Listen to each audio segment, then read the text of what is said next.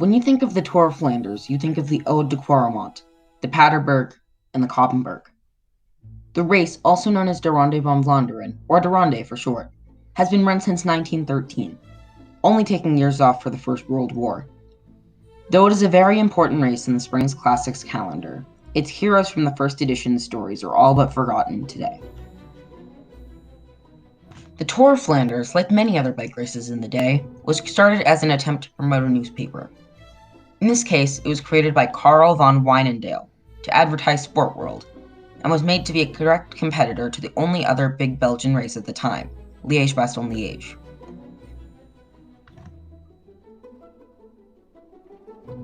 The 1913 race started in Ghent at 6 a.m., doing a loop around northern Belgium to come back and finish in a velodrome in Ghent.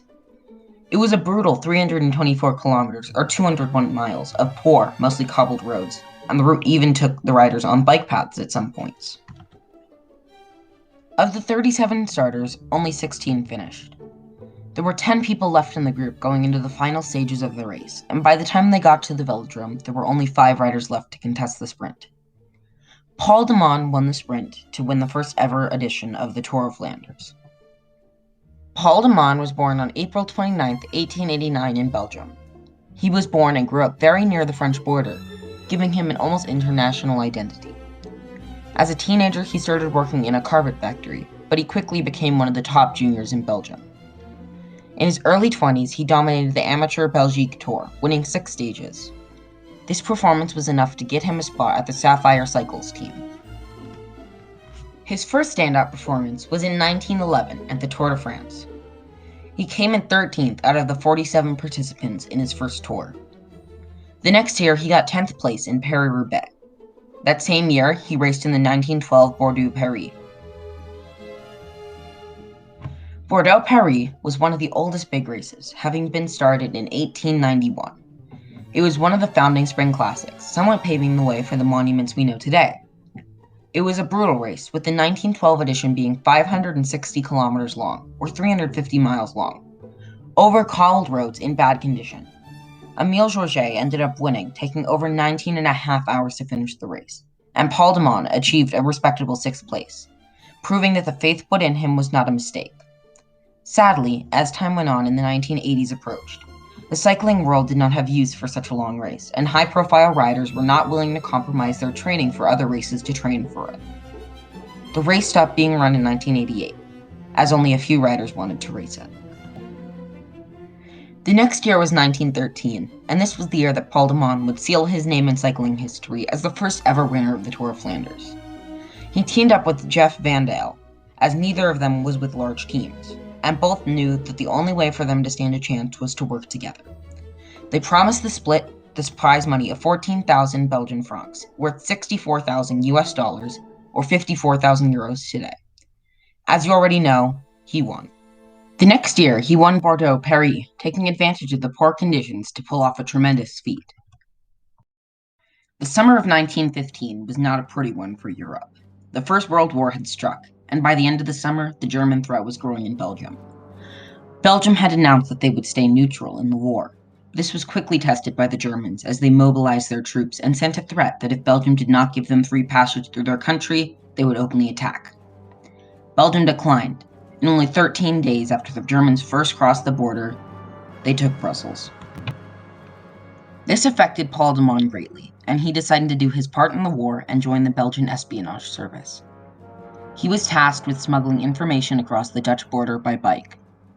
He would hide his notes inside of the frame and handlebars of his bike. Being a cyclist, he was very inconspicuous to the Germans, but still, he only rode across in bad weather. He was very good at his job, but more than 4 years later, on November 9, 1918, after 14 successful missions, he was encountered by a German patrol. They thoroughly checked his bike and found the messages he was trying to smuggle. He was sentenced to death for treason the next day, and his execution was set for the 11th of November. The morning of his execution, a soldier walked into his cell, but this was not who Deman had thought was coming that morning. Instead of a green and gray uniform of a German officer, the beige uniform of a British soldier had opened his cell. The armistice had been signed, and he was being released, but Deman was not out of the woods yet. His German-sounding accent made him a suspect double agent to the British, and his execution was upheld. Luckily, he was saved from the firing squad by a last-minute call from the Belgian government. After he came back from the war, Deman decided to take a year off, and when he came back in the spring of 1920, he was in top form. By the time ParisRoubaix rolled around, he was ready to win. That year's ParisRoubaix was part of every cycling fan's dream: rainy. Another thing that made this ParisRoubaix was so hard was the fact that the roads were still marred by the war. Paul Deman was not even seen as an outsider for the win. Due to the bad conditions for racing, many of the favorites had mechanical issues, and going into the last few kilometers, he was with 2 other riders. He attacked shortly before the finish, finishing 43 seconds ahead of his competitors. His career was not over yet, though. He still had one major victory to accomplish, and it came at Paris Tour. He won in a sprint from a select group of riders in the rain and wind. Even though he had won 4 major classics in his career, he was never predicted as the favorite, and was not a favored rider of the public. He died in 1961 at the age of 72.